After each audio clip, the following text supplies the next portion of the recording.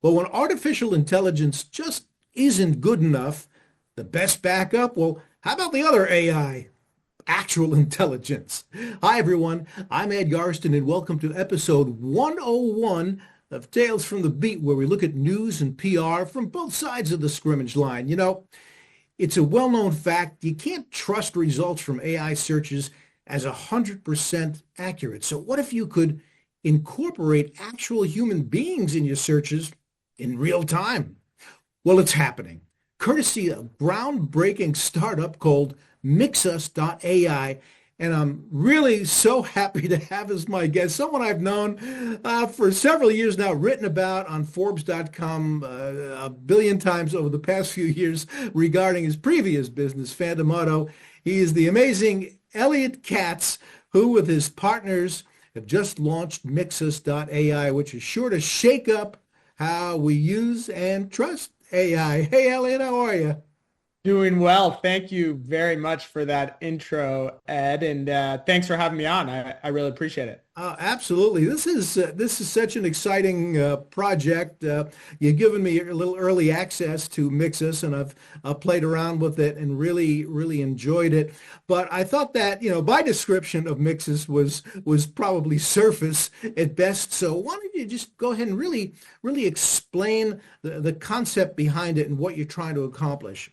Yeah, absolutely. I mean, I think that the way you described it is actually pretty good. And what I like to do is I like to keep things as simple and understandable as possible, right? And the easiest way to break down Mixus is we're providing a platform where you can chat with AI and people simultaneously, right? Yeah. So let's break down what that means, though. So there's really two aspects there, right? There's the AI and there's the people parts. Okay. So first, the AI is provided by the top AI providers, right? You get to choose if you want to use, the top models from OpenAI or Anthropic or Perplexity or Gemini.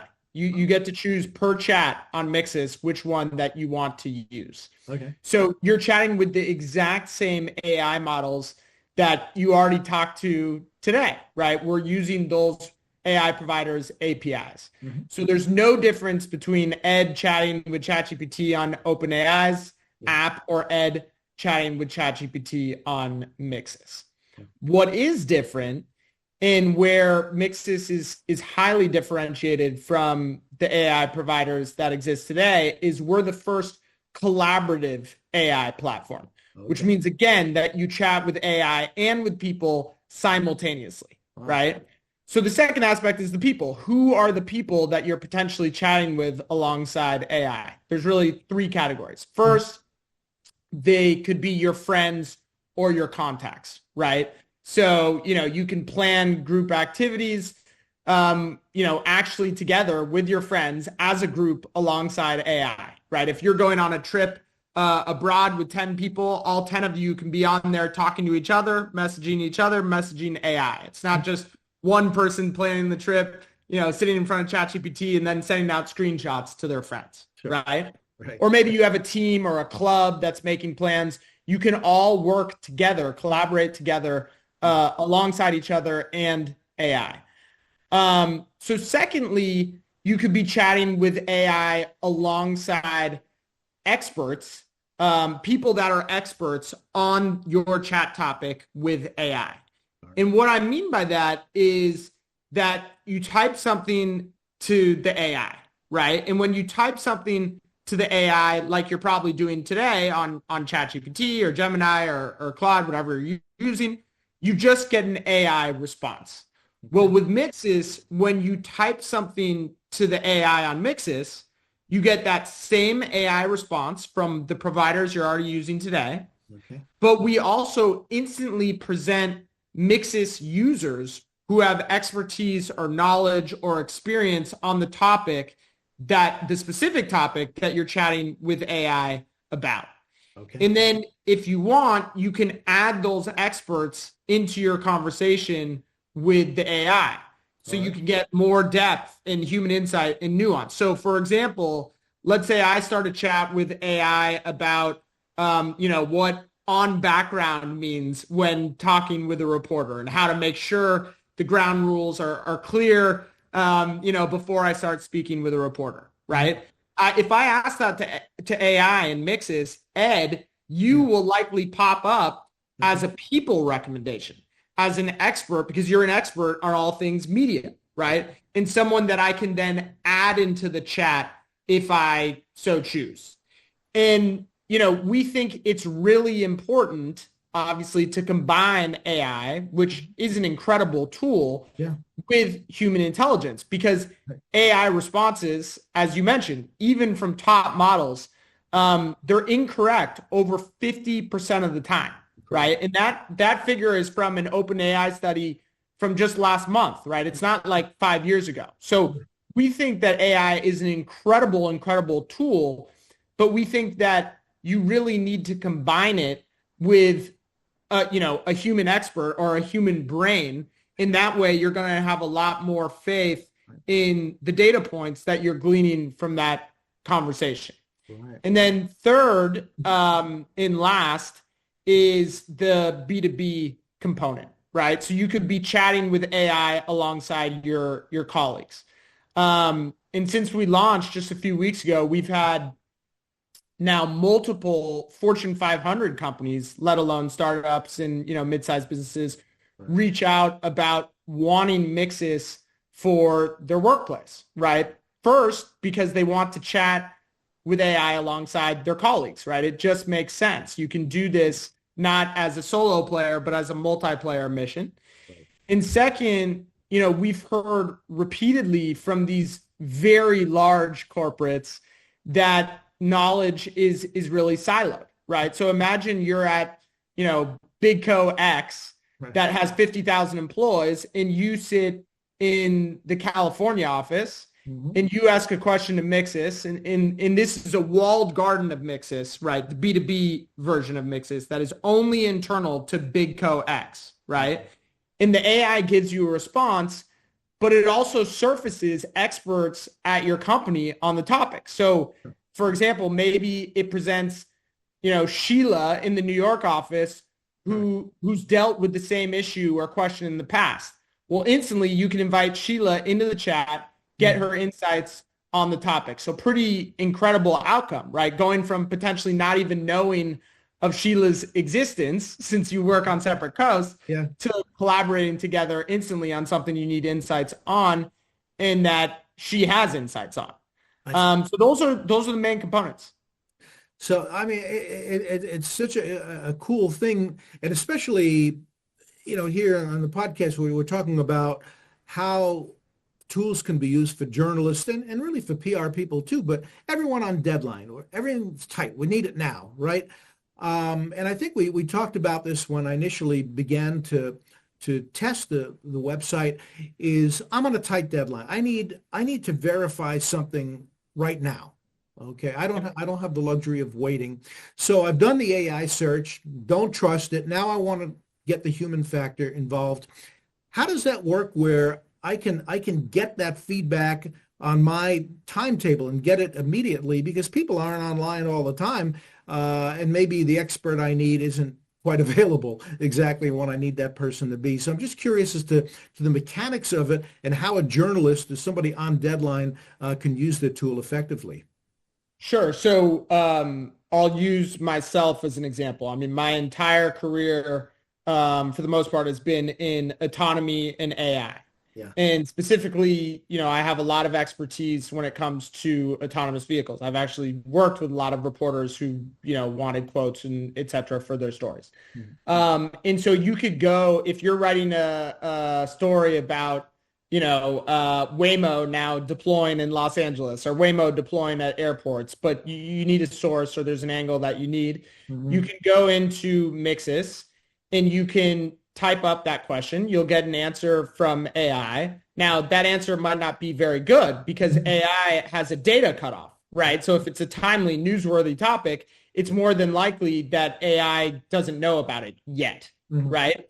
But so what you're going to get in addition to that is instantly you're going to have experts on that topic pop up that you can add into the chat. Let's say that I'm one of those experts. Right. You add me into the chat. You Hmm. say, hey, I'm Ed Garsten from Forbes. Hmm. I'm writing a story on, Waymo's newest deployment. Right. And, I need you to verify this fact, or I need, whatever you need from me. Right.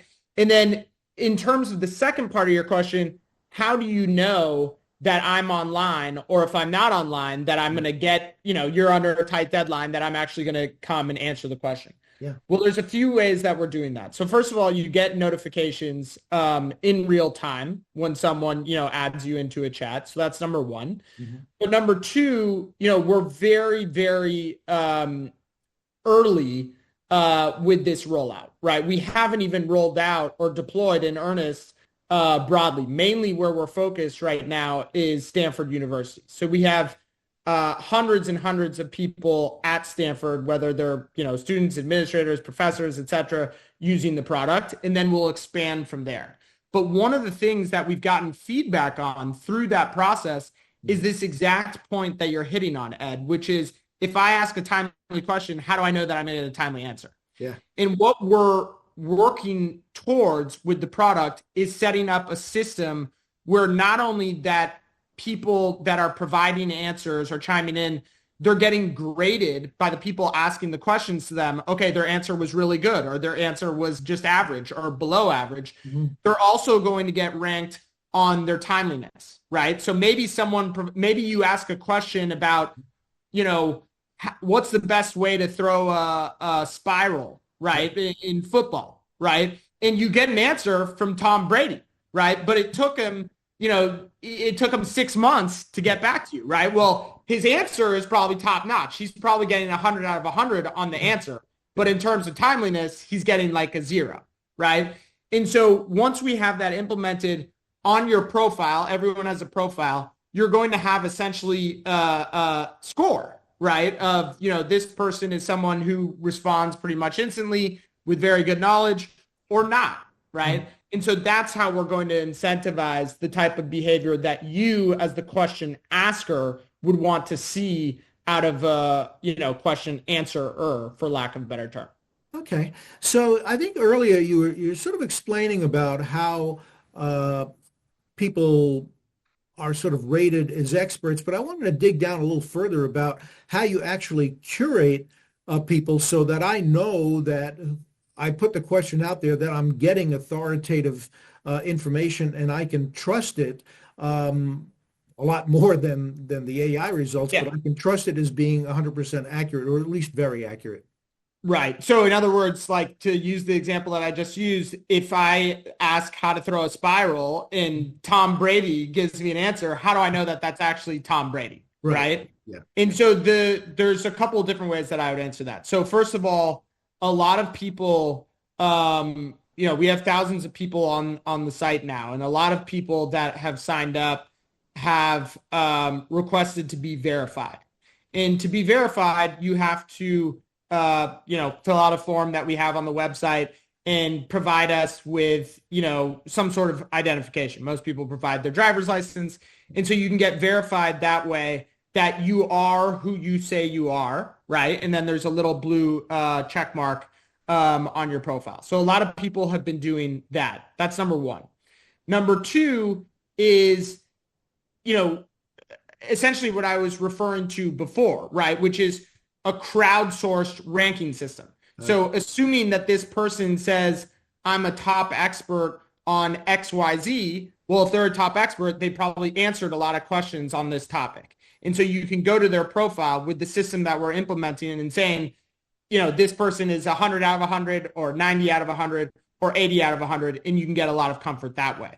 The other thing that we're doing too is you can provide links in your bio.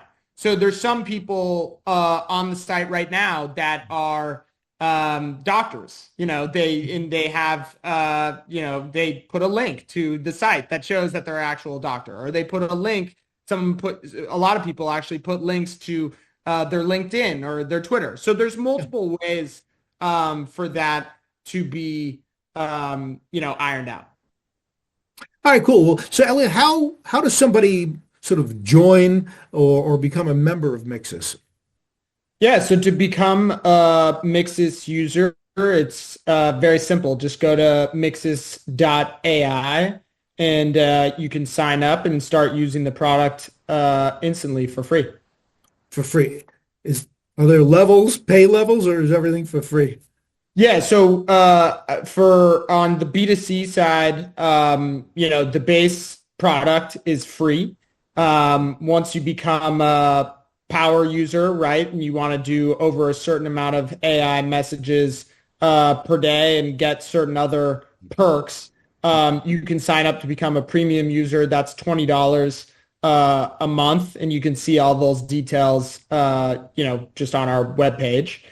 On the B2C side, there is a team plan where you can form your own organizations. And then there's also an enterprise plan, which is truly a walled garden where businesses can use this internally in and of themselves without, any outside users. So I can see the journalists now going, okay, now I'm going to hit up my editor, my news director. You can cough up $20 a month, right? So I can, yeah. I mean, so I can at least get what I need when I need it, right?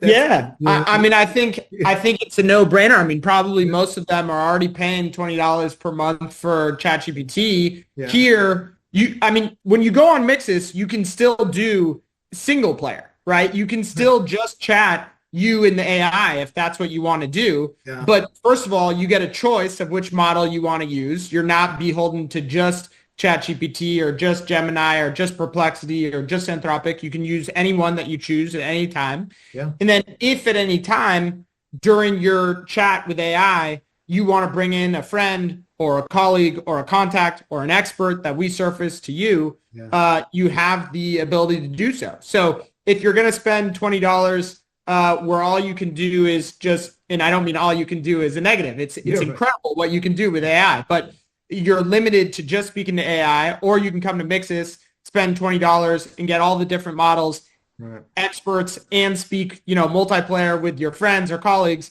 Sure. To me, it's a no-brainer, but obviously I'm biased to the high heavens. Yeah, I mean, it just seems, like you say, a no-brainer, a tool that would be invaluable to have at your fingertips. And, if you can really get that sort of human feedback so quickly, to me, there's no question about it. It's funny because right when you first invited me to test the site, and we did get involved in a little bit of a conversation, and I think somebody said that automotive writers or something didn't have to be completely accurate, and that lit a spark, and I got involved in the chat and said, well, I remember this. No, that was AI. AI made a comment. Yeah, I remember this. Right. It's like, okay, AI, you don't know your A from your I. But that's another saying my mother would have said, but I'm not going to say it. But yeah, I mean, it's a chance to correct what's obviously wrong, for someone to get a result where AI says, no, auto writers don't have to be accurate. And I say, well, honestly, that's bullshit, because there's different types of auto writers. There's auto writers that evaluate vehicles that have much more leeway towards personal opinion. And then what I do, I'm an automotive business writer, and I'm straight down the line. I mean, it's just pure facts, especially when there's financial information involved, and it could affect the stock. But anyway, that's just, an example that I ran into about correcting AI. So Elliot, how are you going to roll this out further? You mentioned at the outset you were sort of in a phase with Stanford. What's the next step? Yeah, so real quick, actually, before I answer that, I just want to go back to something you said. I mean, yes, obviously it's a great tool if AI gets something wrong and there's a human expert there. I mean, I'm not having conversations with AI about topics where I'm already an expert, right? Yeah. Because if I'm already an expert, I know, or I have people that I can talk. I'm asking AI, I'm having conversations about things that I don't know. And so obviously, if I don't know the answer and AI provides an answer, and it's wrong, I want human intelligence to come in and tell me, hey, wait, that's wrong. Don't act upon that. But in addition to AI being wrong, it's not just about AI being wrong, because AI is right a lot of the time too, right? Mm-hmm. And so just the idea that I could bring in someone, if it's something that's consequential in my life, I'm asking it about anything of consequence, right? To bring in someone to verify, right? The AI could have gotten it right, but to bring in someone to verify, that gives me peace of mind that, hey, this person who's actually an expert on this topic agrees with the AI, and we can, I can go about my day and have, a lot of confidence that, I'm acting on good advice. Sure. Going to your question, Ed. So yes, I mean, we launched with Stanford University just a few weeks ago.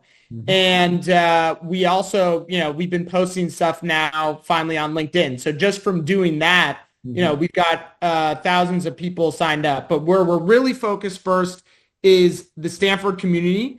We have hundreds of people at Stanford, administrators, students, professors. We have professors that are using Mixus as a collaborative learning tool in their classrooms, which is a pretty amazing use case, right? Imagine if this was the early 90s and you could teach your class how to navigate the internet along with them, right? It's a way to collaborate together. So we're learning a ton, right? We're still very early. If this is a 9-inning baseball game, we haven't even gotten into our uniform and left to the ballpark yet, right? I mean, we just released this mainly to Stanford just a few weeks ago. Yes. So we're learning a ton. We're acting upon those learnings. We're iterating on the product in reaction to those learnings. Yes. And where we want to go with this next is more broadly, first to other universities to get some additional feedback, right? Stanford is a unique community in and of itself, so we want to get more feedback from universities. Okay. We're also starting to deploy with businesses, right, on the B2B side, which is fantastic because just like Stanford, those are small communities where we can get feedback and iterate upon those learnings, and then deploy more broadly or get the flywheel moving more broadly with a lot of B2C users, hundreds of thousands, hopefully at some point, millions, and then permeate a lot more businesses as well. But we want to do this in a very,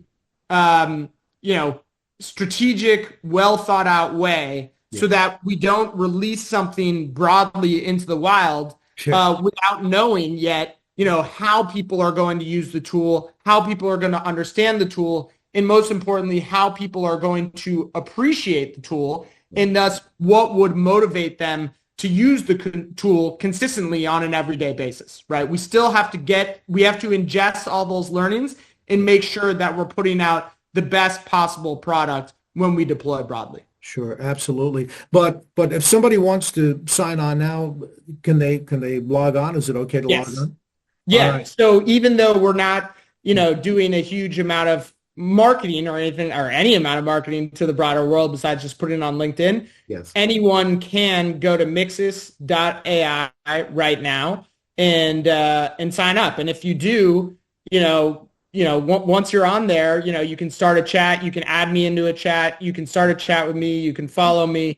I'd love to hear from you and my co-founder Shai as well. I mean, like I said, we're very much in the gathering feedback phase, so we'd love to hear from your listeners in terms of what they think.